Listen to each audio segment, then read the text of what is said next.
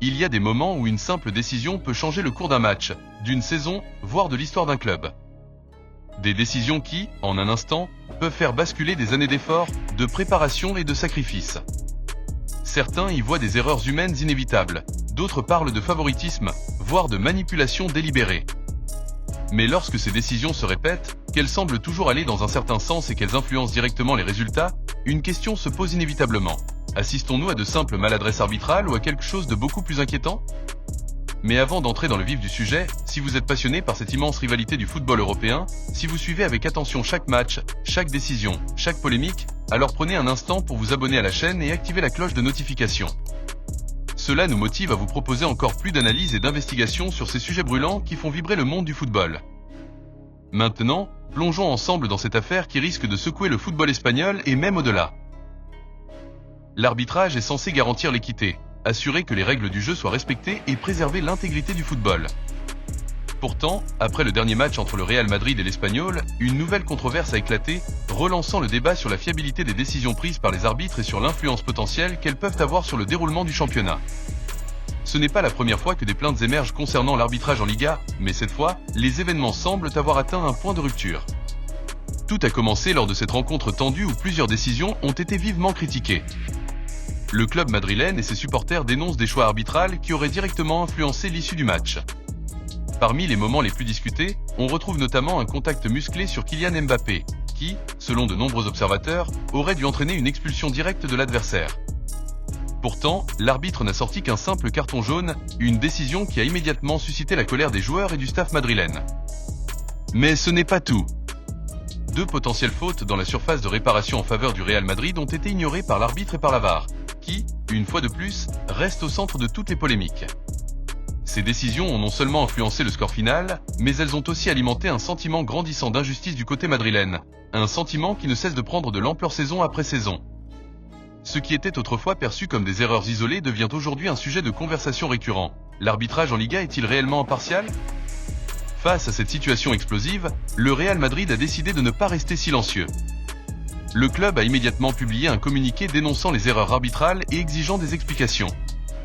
La chaîne officielle du club est allée encore plus loin, parlant d'un scandale absolu et appelant la FIFA à ouvrir une enquête approfondie. Ces déclarations ont provoqué un véritable séisme médiatique, obligeant même la Fédération espagnole de football à prendre la parole pour tenter d'apaiser les tensions. Mais ces explications seront-elles suffisantes pour calmer la colère madrilène ? La FIFA, consciente du climat électrique qui entoure cette affaire, aurait commencé à examiner de plus près la gestion arbitrale des matchs de Liga, notamment ceux impliquant le Real Madrid. Selon plusieurs sources proches de l'organisation, une enquête pourrait être ouverte pour analyser en détail les décisions prises lors de cette rencontre et, plus largement, pour évaluer si des tendances douteuses existent dans l'arbitrage espagnol. Une telle enquête pourrait avoir des répercussions majeures, allant de sanctions individuelles contre certains arbitres à une refonte complète du système d'arbitrage en Liga. Ce n'est pas la première fois que le Real Madrid se sent lésé par l'arbitrage, et ce ne sera sans doute pas la dernière. Depuis plusieurs années, des tensions existent entre le club et la Fédération espagnole de football, avec des accusations implicites de favoritisme envers certains clubs rivaux. Si cette affaire venait à prouver qu'il y a effectivement un problème structurel dans l'arbitrage en Espagne, cela pourrait avoir des conséquences bien au-delà de la simple perte de points pour une équipe. Mais alors, que peut-on attendre de cette enquête ? La FIFA osera-t-elle aller jusqu'au bout, quitte à mettre en lumière des dysfonctionnements majeurs dans l'arbitrage espagnol ? Ou assisterons-nous à une nouvelle vague de déclarations sans réel impact, laissant une fois de plus les supporters dans la frustration et l'incompréhension ? Ce qui est certain, c'est que le football ne peut pas se permettre de voir son intégrité remise en question aussi régulièrement.